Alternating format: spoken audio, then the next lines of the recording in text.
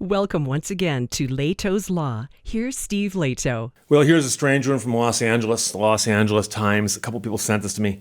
David Lazarus wrote it. He's their business columnist. And a solar company wouldn't let a dead woman out of her contract. The contract is going to chase her into the grave. And it's the kind of thing that makes you wonder about business practices. But this woman named Bridget DeYoung, her mother-in-law, Ruby, died in October at the age of 91. She's 91 years old and she passed away. And so her son, who would be DeYoung's husband, stopped by his mom's house near Fresno about a week later to try to start putting things in order. And then he noticed there were solar panels on the roof of the house. And he was familiar with the house as his mom's house, and he'd never noticed solar panels up there before. And he's kind of wondering about where they came from. So he noticed the work had been done recently, and they weren't even hooked up. They'd just been installed, like mounted, but not hooked up. So the daughter-in-law said, "We talked with her every day before she died. She never mentioned getting solar panels." So she and her husband looked into things and found a contract that Ruby had apparently signed in September. So a month before she passed, she signed a contract to have solar panels installed on her house. Now, the daughter-in-law says this was strange because she was not computer savvy at all. And the email address on the contract was not hers. It was a Gmail account. And she had an AT&T email address. So there's a possible problem right there. So they contacted the solar company, which was recently acquired by another solar company last October. And she explained the situation and asked that the contract be canceled and that they remove the equipment from the house. That was 5 months ago. 5 months ago. Since then, they've been giving them the runaround and repeatedly asking whether they plan on selling the house, and perhaps the person buying the house would be interested in taking over and assuming some kind of contract on those solar panels. So an exasperated DeYoung emailed the company and said it is absurd that getting the solar panels installed was a matter of a few weeks, but having them removed is taking months and months.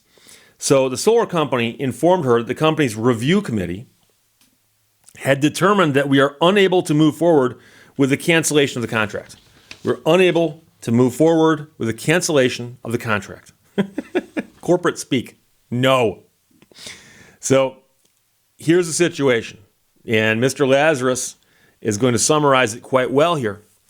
The solar company sold a 25-year contract to a 91-year-old woman, and then when she passed away a few weeks later, the company said it would not drop her as a customer and won't remove the solar panels. And there's actually two issues here, and this is important to understand. These solar panels are equipment, okay? They're something that's been installed on the house, much like a roof or windows or a door or a garbage disposal or a furnace.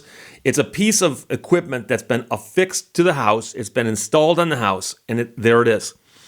But then there's a contract that they had her sign that said that she was going to pay them for 25 years a rate based on, and we'll get that in a second, but electrical generation going forward. So there's two things at issue here. The item that was installed, the solar panels, and the service that was sold, which was the sale of the electricity. So the contract that we're talking about here, it's a 25-year contract with the mother-in-law, and it stipulated that she would pay 18.5 cents per kilowatt hour for all power generated by the solar panels on her roof, with her rate rising 3% every year. Now, most of that is just gibberish, because how many people here can quickly say what their rate is for power based on kilowatt hours and whether or not it's going to raise over the time going forward by less or more than 3%? Well, here's the deal. According to PG&E, which is the utility that would be serving that home otherwise, the average cost for electricity for the company's customers as of March 31st was 28.3 cents per kilowatt hour. When you go, wait a second, Steve, I ain't no genius, but 28.3 is greater than 18.5. So it looks like she's saving almost 10 cents per kilowatt hour. Is that correct? Does my math check out there? Well, here's the deal. The mother-in-law was enrolled in the California Alternate Rates for Energy Care, a state program that provides low-income people with monthly discounts of as much as 35% off their utility bills. PG&E says the average power cost for its care customers is 17.7 cents per kilowatt hour. So while she's paying 17.7, they got her to sign a contract saying you'll pay 18.5, and going forward, that'll go up 3% a year. So they signed her to a contract where she apparently agreed to pay more than market rates for electricity based on these solar panels they installed on her roof, on a contract that was sent to a different email address. So a spokesperson for the utility says PG&E believes it's more important than ever for customers to know the right things to ask and research when considering solar. They encouraged energy customers to check out the California Public Utility Commission's Solar Consumer Protection Guide. So no one's saying solar energy is bad. No one's saying it's necessarily something you don't want to pay for. It's just a question of whether you're going to be paying more or less for it, something you might want to know. So in this case, Mr. Lazarus is pleased to tell you that after he contacted the solar company about this, a company executive phoned the family to say the contract will be canceled. And the daughter-in-law says they made it seem like they were doing it out of the goodness of their heart. A spokesperson said the same thing to the reporter. Our human-centered philosophy has inspired us to take another look at this case, which came to us as part of the acquisition of the one company and the other. Considering the unique set of circumstances, we've determined that this account warrants a full system cancellation. Now, their human-centered philosophy notwithstanding, the company left many questions unanswered, Mr. Lazarus says. Why was an unknown email address in the contract? Why did it take months to resolve this? What were they hoping to gain by holding a dead person to a contractual obligation to purchase overpriced electricity? And when pressed on this point, the spokesperson for the solar company said, this isolated case is the result of human error, but doesn't say who the human is in this human-centered philosophy that they have.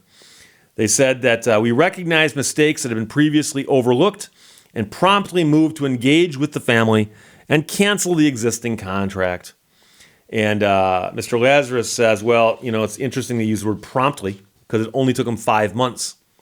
In those 5 months, they said things such as, we are unable to move forward with the cancellation of the contract. So David Lazarus wrote the article for the LA Times. It's a great, great article. And getting back to my earlier point, and we're to talk hypotheticals here, and this is what lawyers do, because the odds of you having this exact same situation where a relative of yours who's 91 years old passes away shortly after contract and gets solar panels installed on their roof, pretty slim. So the question then becomes, what if it's a younger person? Or what if it's something not solar panels? So that's the issue, really. And suppose you had a relative who hired someone to come in and install a furnace. And they came in and they installed the furnace, and the day the furnace installed, coincidentally, the homeowner dies. Well, the person who installed the furnace still gets to get paid.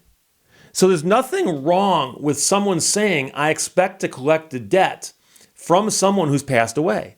Now, you might say, Steve, how do you collect a debt from someone who's passed away? Chase them into the grave? Well, they have an estate, presumably. And the estate's going to pay off some debts. And that's one of the things that happens when you settle an estate is they pay off the debts that the estate has. So they'll actually look at the debts and go, oh. And the interesting thing here is that something being installed onto a house, okay, a fixture on a house, such as a furnace or a garbage disposal or plumbing work or solar panels. Theoretically, that kind of work improves the value of the home. And the fact that it got installed on the home in many places means that the person who installed it has the right to get paid because that home just went up in value because of the work that was done. So I don't know if they placed a lien on the house in this case. A lot of workmen will place a lien on the house if they don't get paid. And in many places, there's a window within which, if they do work and don't get paid, they can slap a lien on the house. So if the house ever gets sold, they get paid.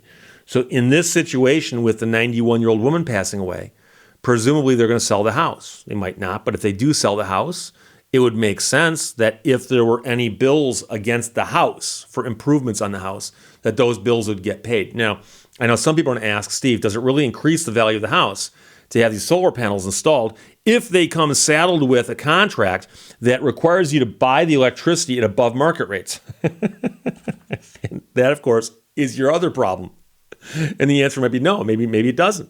It might be no. So that's the issue. But I'm simply talking about the broader scope of things. Because I've had people tell me that, hey, someone signed a contract or incurred a debt or bought something or did something, and then they passed away. What do we do now? And you're going to want to talk to somebody, because it's going to vary wildly from state to state as to which debts get paid off and in what order. It's not uncommon that someone will pass away and they are in their life financially upside down, meaning that their assets will not cover their liabilities. And so then the question becomes which liabilities get paid and which ones do not.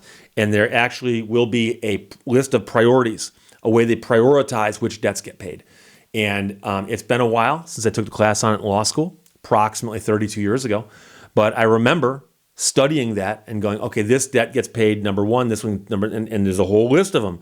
And it might be you're down at the bottom of the list, but enough money in the estate, you might get paid. So there's another thing there. But again, this situation involved really two things: the installation of the product and then the purchase of the electricity generated by the product. And it sounds like it wasn't a good deal. And there obviously is another thing here, which I'm not going to get too heavily into because of time constraints.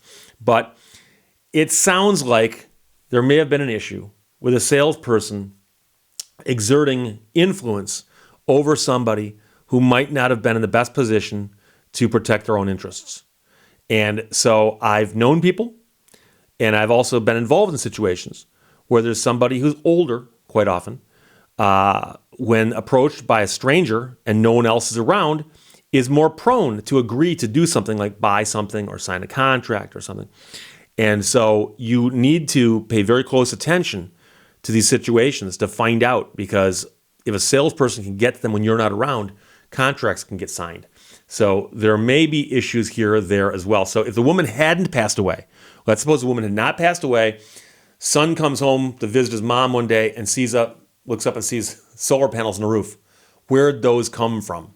There may have been legal issues with respect to possibly getting that contract undone based on the amount of influence and coercion to get that contract signed. But again, I'm speculating because I wasn't there, and there's actually no discussion of that in the story either. So we don't know. But if this was a law school exam question, for instance, that's one of the things you would raise. And you'd say, by the way, we need to take a look at this and find out what the circumstances were surrounding the signing of that contract, because we often do hear about people taking advantage of the elderly. So great story from the Los Angeles Times. Elliot and Gayla both sent it to me. Thanks a lot. This solar company wouldn't let a dead woman out of her contract, but good news in the end, they did. Questions or comments, put them below. Let's talk to you later.